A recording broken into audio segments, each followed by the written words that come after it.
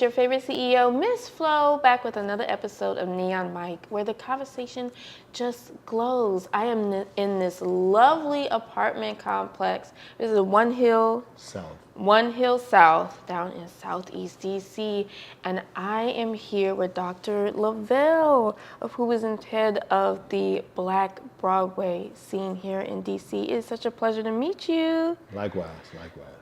And of course, we were able to connect with a mutual at the last call sheet at Metro DC, and to hear like everything that you're doing with Black Broadway, I was like, I have to have you on my show.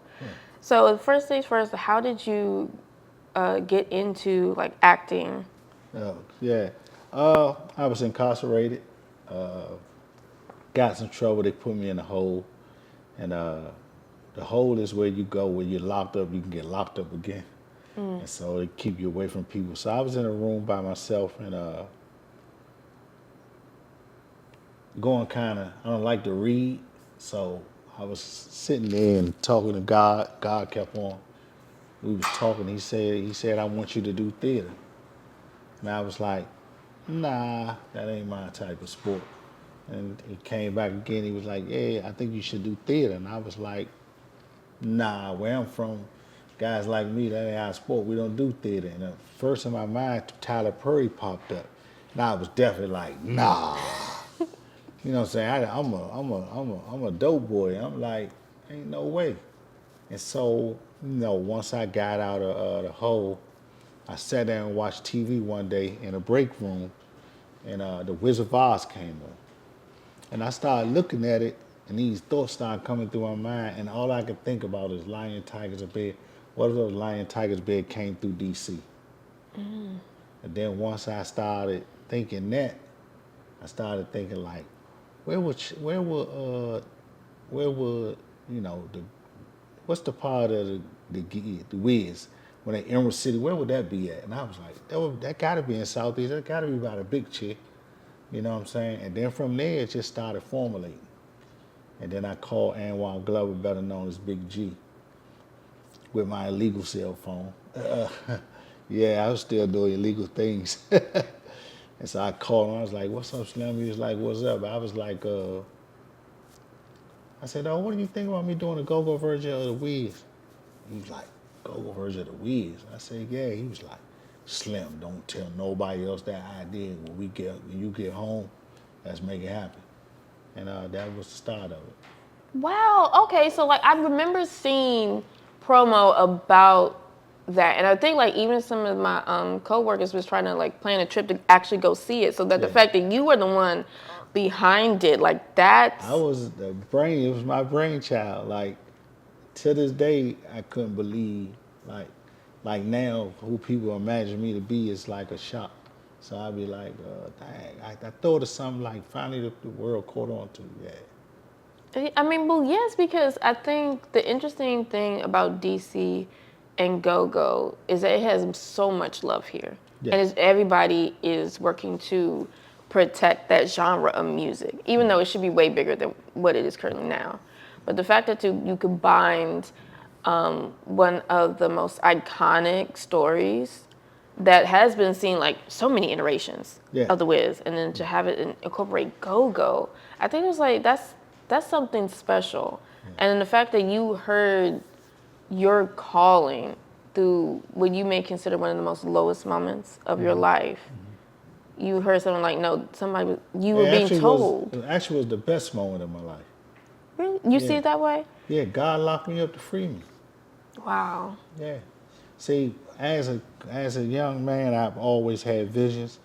And so I just tell people my family I'll be dead at 40. I actually thought I would be killed at 40. And actually I was. God locked me up at the age of 40. And he did. He killed the old guy that was a drug dealer and brought this new visionary together.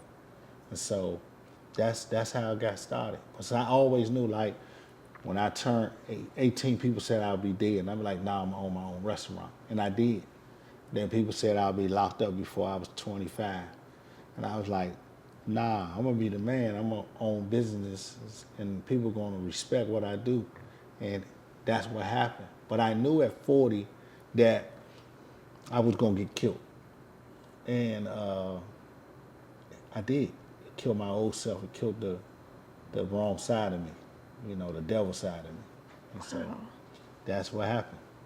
I mean, that's interesting to see, like, is a death and a rebirth Yeah. of your character. And so now that we have like a Black Broadway in DC, how are you going about like running the program? Like, is it with the youth? Is it with adults? Like, how are you managing and implementing it in the I city? think it's both.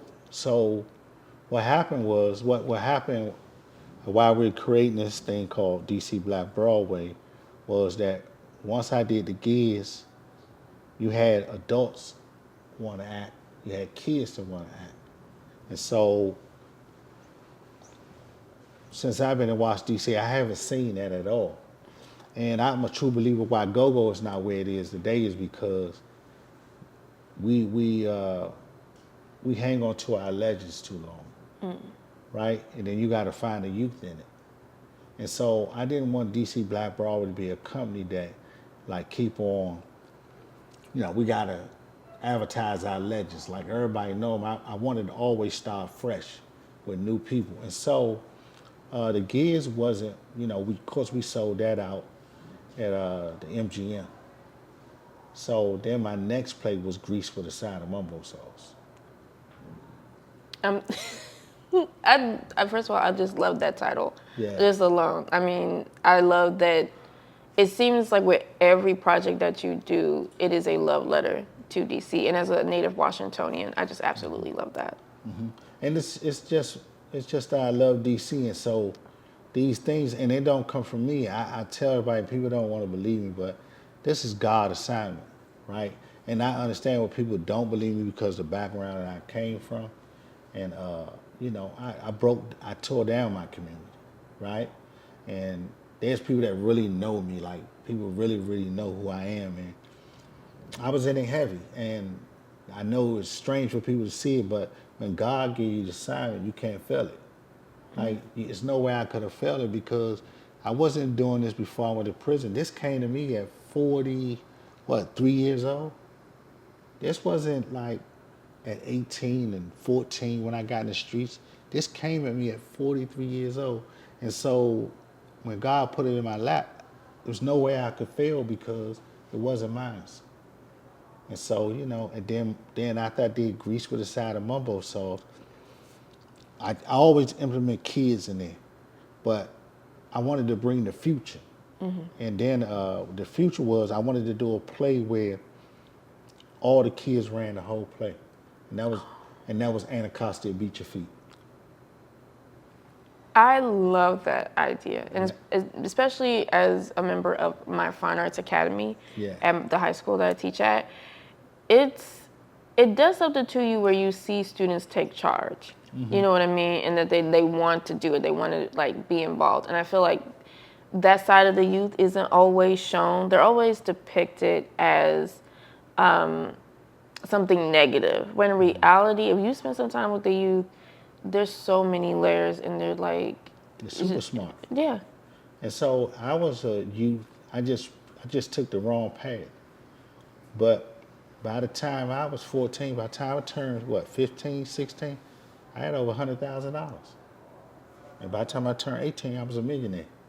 So I know what the youth can do if you guide them right. And I was guided wrong, and I was successful. And so definitely, I'm aware of what the youth can do. Oh yes, for sure. And I love that you're taking the time to give them this opportunity, because I do feel under the current administration a lot of programs, whether it's in school or out of school, are being cut, and other methods of dealing with the youth with heavy-handed law enforcement has been absolutely egregious. So I do appreciate you like taking the time to providing a safe space for our youth to be creative, learn a skill, and also be able to be comfortable to be out there in public. Because at first, working with students, trying to teach them what I currently do now, there are just shy, camera shy, like they really originally don't want to do it. They don't want to be, out in the public. How do you get them to be comfortable on stage? Well, I think it starts with the script first. And so the funny thing is most of the kids that wanted to do it, they saw the gigs. And so we gave them small parts. And then I think when we don't have a lot of, in go-go, this is what I don't get credit for. They're trying to do it now because I've been doing it for 6 years, and DC is a crooked place. And so what happened was when I first started, there was no place where you can go and you can have 5 generations in a building to see go-go. I am the first. No one was doing it before me. And so I came up with an idea where I wanted to be able to have 4 to 5 generation Washingtons in the building at the same time, enjoying our culture. And so I started small. Even with the kids they had, was kids dancing. They was the munchkins. We called them the Measies because, the witch landed in PG County, right? So the munchkin was called the Measies. And so with that, we gave them small roles. And then all these kids packed in to see this play. They inspired other kids. Other kids saw them on stage and was like, Mommy, I want to try that. That's how it happened. Literally, that's how it happened. It was kids in the audience that saw other kids and like, if they can do it, I can do it. And so by the time we came up with with Anacostia Beat Your Feet, these kids had already been prepped. They was like, when we opened the door for audition, it was almost over 60, 70 kids. Oh, wow. And so they was ready. They was ready to go. And then with the audition, what makes it funny is I didn't even have a script all the way written. But auditioning them, I'm such a writer that they gave me the script. Like I didn't know nothing about the veggie dance, right? Everybody auditioned, they auditioned dancing to the song. Let's do the veggie dance. And about the time I saw it about 3, 4 times, I was like, what is the veggie? And I tell my wife, Angelique Long, I tell her, I say, send me that. Send me what the veggie dance is. Text me veggie dance. And then listen to their language. That's how I learned Measies. Listen to their language. Listen to how they do things. And watching them, I wrote the script. And so about time they get the script, and the script is so familiar with them, they can't believe it. They excited like, and they'll tell me like, because with me, I'm a writer, and I'm a CEO of the company. But and John always give me credit for this. I allow my actors to build a character. Like I don't stunt. Like if I write something for you, you can stop me and say, I think I can do this better. Right? And that's what makes a beautiful script. That's what makes people comfortable because they're comfortable with that character. They know that character, that character is them. And they body. And so about time they get the script and their family behind them, and plus the brand DC Black Broadway, most of them are familiar with it. And man, they be nervous. Like we had a girl like Anacostia, Naya Glover. She was from Germantown. Yeah, so she fainted. She fainted every rehearsal. I mean, hit the deck like. Oh. I mean, she had. She had narcolepsy? Was she narcoleptic? Was it that? Did she? Narcolepsy? What was it? She had anxiety real bad. Oh, okay. She had anxiety real bad. And I'm talking about every rehearsal was. And so everybody was concerned. Everybody's like, she can't do it. She can't do it. I said, God said she could do it. Leave her alone. I knew it was just nervous from all, because she was in the whole play. So that was a lot to put on a 13, 14-year-old girl in a play. That's a lot. And at the Lincoln Theater, historical place, and you sold out 3 shows, that is a lot. You got over 3,600 people who come to see this little girl. That is a lot. And she knew it. She was on Channel 4, Channel 5, 7, 9, New City Paper. She was in so many papers. WTOP came out and interviewed. So she was well in front of the camera, but when she get rehearsal, it's because she kept on thinking she was doing it wrong. But once she got to the point where she knew the whole script, and she had to learn the script, she had to learn the songs, she had to dance. She had to do all three of them. She had to do all three of them well. She had to act, dance, and sing at the same time. Once she got it together, you didn't see the faint no more. And then with her, so many kids saw her because we actually sold out 5 shows. We did 3 at the Lincoln, then we came back to Southeast to do 2 free shows. Oh. Because it was important there's a lot of people that can't afford our tickets. And this had blew up so much that I just wanted the kids of Southeast where I'm from to see this, like see their own people, like these kids do it. And we was fortunate to Ark, thanks to Ark and Lanita and them over there, they let us come in there. We did 2 free shows, sold out. And all those kids that came and saw it, you should have saw it. Like, there was parents in there looking at the kids like, what? And they was dancing, jumping up. And this little girl had other little girls crying, dressing like her, autographs. And I kind of completed my goal. Like me sitting there, because I usually get the attention even though I'm not the actor. But this was the first time that I saw someone in all my plays grabbed all the attention, like they was waiting on her when she came out. All the kids was just running up to her. Her and a little dog, we were a dog, but a young man named Go-Go that we made the animal. They drew everyone. But first of all, that's a beautiful story. And the fact that you had so much faith in the young lady, because I feel like with most writers, director, producers, if they were to counter someone like her, they would have instantly replaced her. But you gave her a shot and it paid off beautifully. Yeah. And you gave your community a role model, the representation that a lot of the youth and people of color are looking for. And there's just so much value in that. And what I kind of noticed is like talking with you right now is that your level of optimism, how are you able to really maintain that? Like what made you so, at least to put so much faith in what most people would consider high risk? I don't supposed to be sitting here with you. I should have been doing 40, 50 years for my crimes. And so God gave me life. And I know that I should have been locked up for the rest of my life. Like I know it.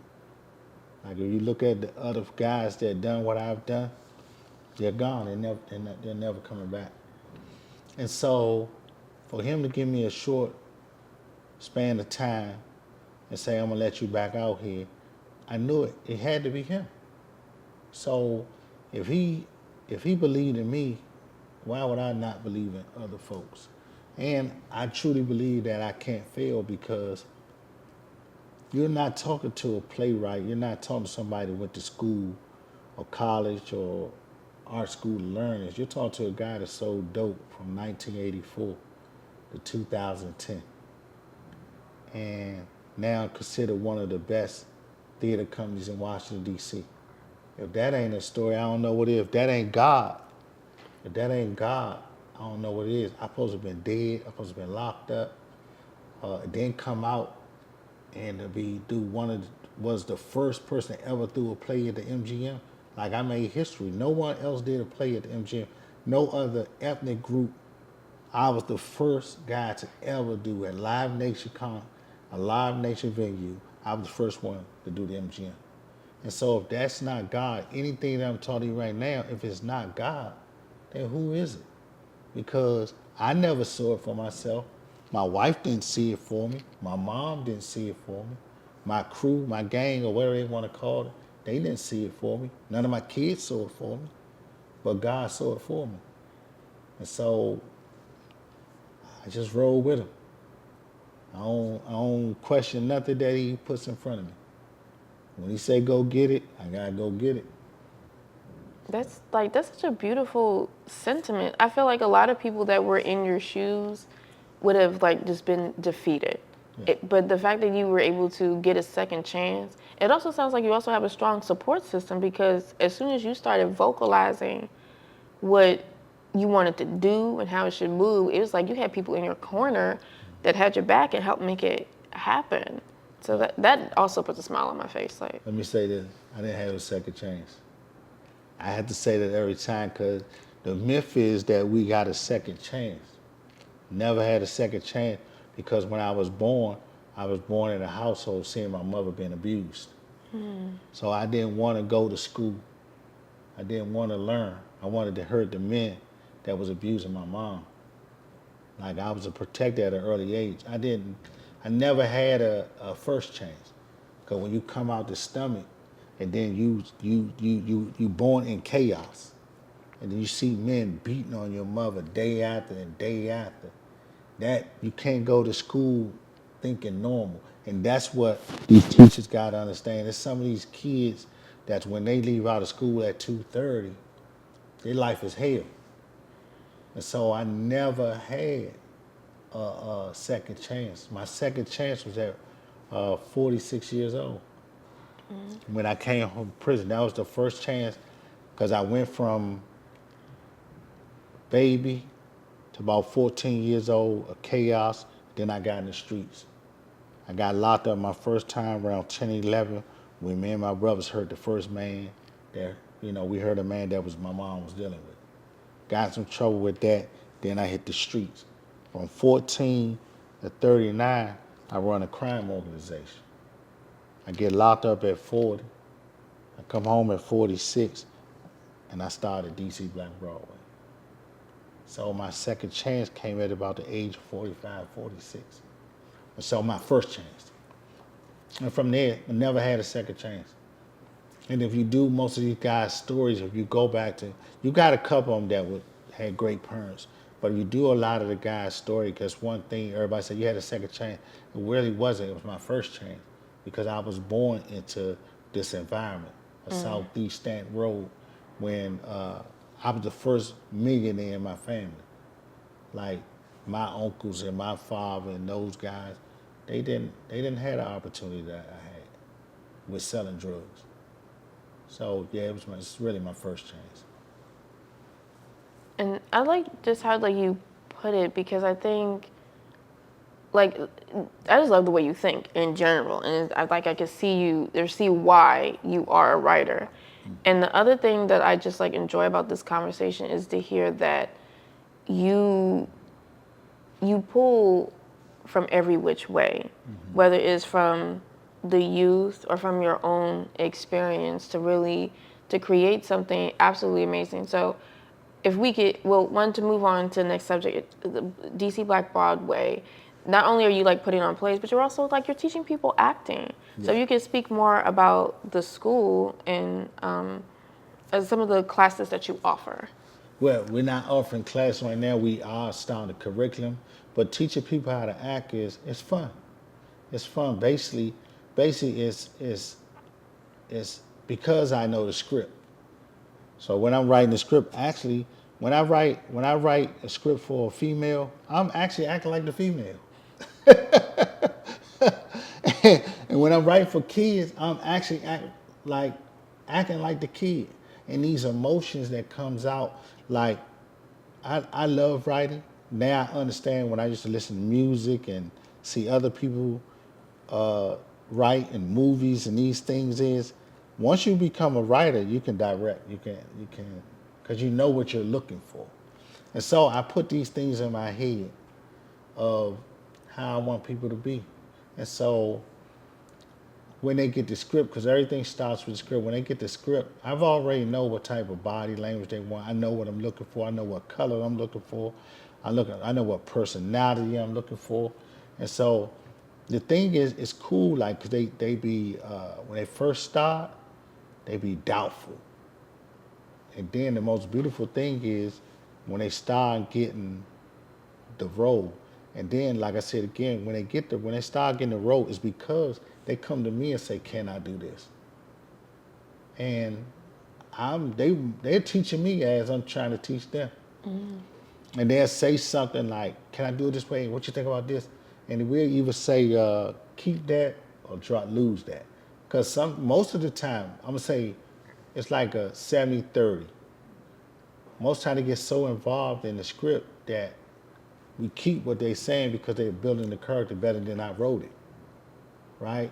And so when they don't do that, because I already have an idea of writing what I want, if I want that character to talk in a high-pitched tone, or I want that person to be nervous, you got to be shaking and you got to be, and then say if I want somebody to be nervous, you know how somebody be nervous and they can be like this grin, but they scared. So I already know what I'm looking for. So I'm gonna teach that. But then somebody else might come back and say, "Lavelle, when I get nervous, I use a straw," and I'll be like, "Keep that." You see what I'm saying? So it's me teaching, but also it's them teaching me.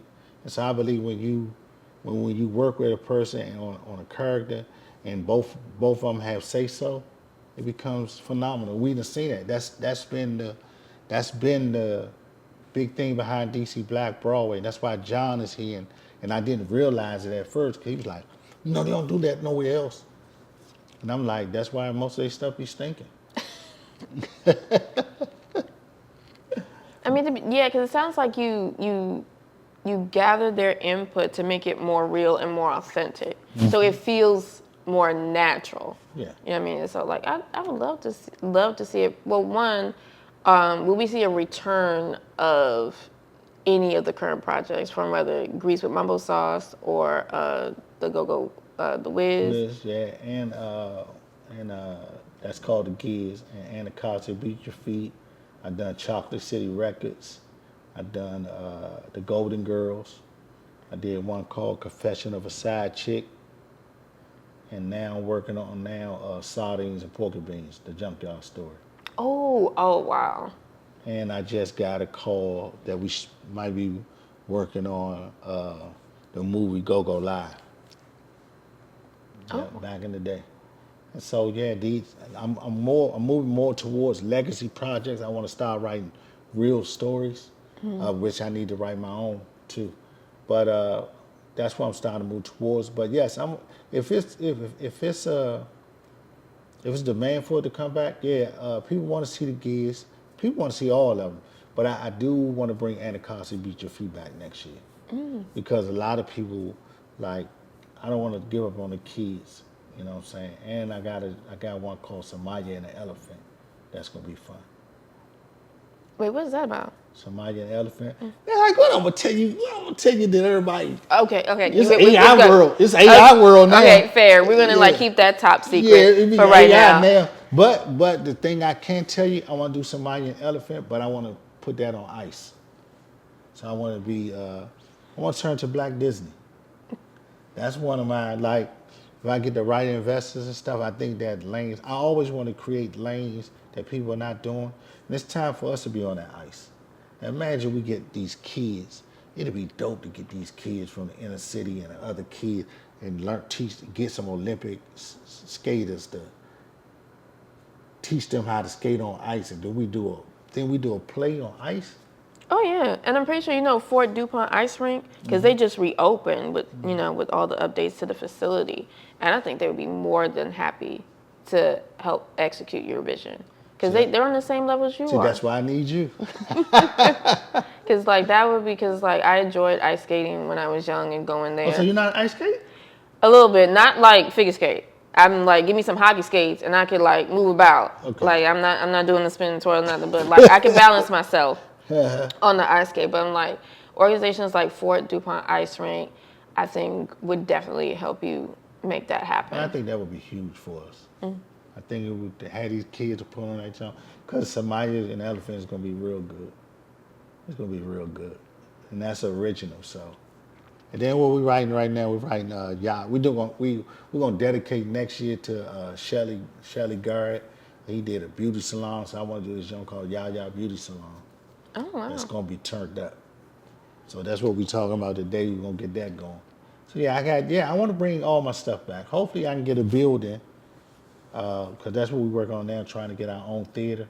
If we get our own theater, yeah, I want to bring all of them back. Because we done made other people money. We want to make us some money. Oh yeah, I definitely see that, and it's like you have like so many ideas and these projects, and it's on top of that, all of your projects have been well received. The fact that they have been sold out days, not one night, but for like days, that in itself is very Rare. like rare, and it's just like that should be enough proof for people to actually invest.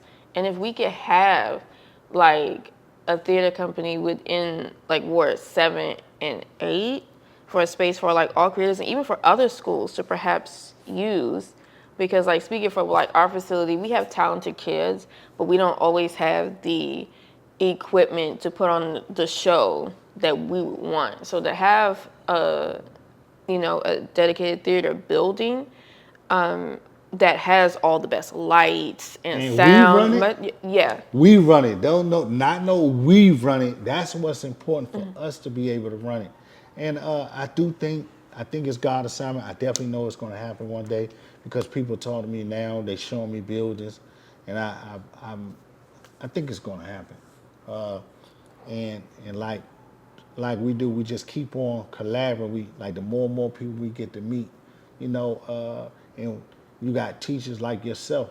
But we all come together. It can happen. We really can start putting a campaign together and start, because they have to do it some way. We got the name to be able to do it. And DC, the DMV area is a tough crowd, especially with theater. And like you said, like we still got playwrights that have been doing this for 20 years, and they only do one night shows.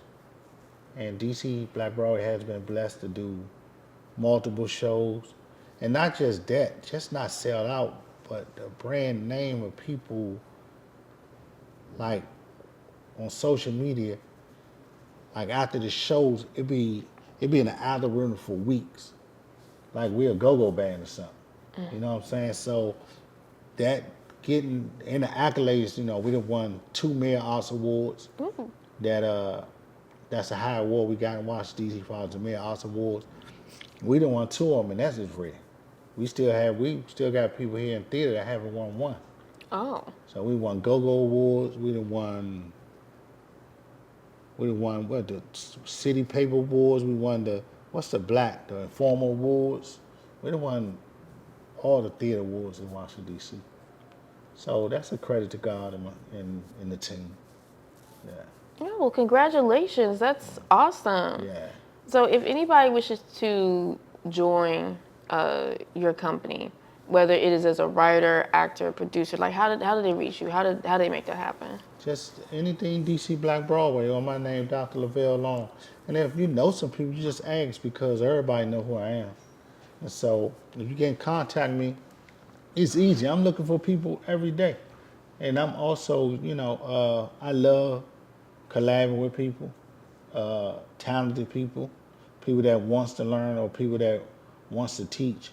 Just gotta have a great personality. You got God in your life, I'm with you. All right. Well, it sounds like if you are a starting actor, playwright, director, there's a place for you with the Black Broadway, DC Yeah. Black Broadway. DC Black Broadway, yeah, always. We employ like 76, 77 people a show. Yeah, and we pay the kids too. And see, that's the most important thing. Yeah, It's like, and I got these kids spoiled because one of the parents called me and said, Lavelle, can you please talk to my daughter? Because she said Lavelle said I'm supposed to get paid, so she won't do no more plays lest they pay her. And I'm like, no, I just told her for me, I'm gonna pay her, but she don't want to do no more plays unless she get paid. I mean, So I just spoiled the kids. I mean, but that's the mindset that they need to go into when they're acting, because I think a lot of the narrative they're told is that they got to earn their stripes, or they got to like do an internship or build community hours. But like acting is a lot of work. As you said, with the main star, she had to know the whole script, know her lines, dance, sing. Like you have multiple hats when you are she loved her performing. check. I'm saying. I think she got like 15. I don't put to say how much she got made, but she got paid a lot for the 3 shows. I'm So saying. she was super happy with her check. Well, it was her, and then how many orphans was it? It was like 8 orphans, 6 orphans, 4 orphans. It was 4 orphans. So all of them got paid. They was that Christmas, boy. Because I did it. That's another thing that's a great achievement, because a lot of people wouldn't have done a play for Christmas. That's a no-no in black theater, because Christmas coming around. And we sold out. We did a play the 23rd, the 22nd, 21st, 22nd, 23rd. We sold out all 3 shows. Oh wow. So them kids got some good Christmas money. I'm saying holidays, they were blessed for the holidays. Yeah, And that's yeah. what I like to hear. And I Yeah. think we need to hear more of that, because there's always this myth that, if you go into the arts, you be broke, you be struggling. And it's like, it doesn't have to be that way. It's just like, there's so many avenues, and either whether you're in front of or behind the scenes, there's lanes, and then you could make a living doing this. And to show them at a young age is really going to keep them where they're supposed to be. And you got to learn financial literacy, because even that's DC Black Broadway, we're struggling, right? And because we don't have an educational component. Like you can struggle if you're just doing ticket sales, because us trying to put on a fantastic show, it takes 77 people. It takes a lot of people to put on a Broadway show, and so you do. What we're learning now, that we have to get on the educational side.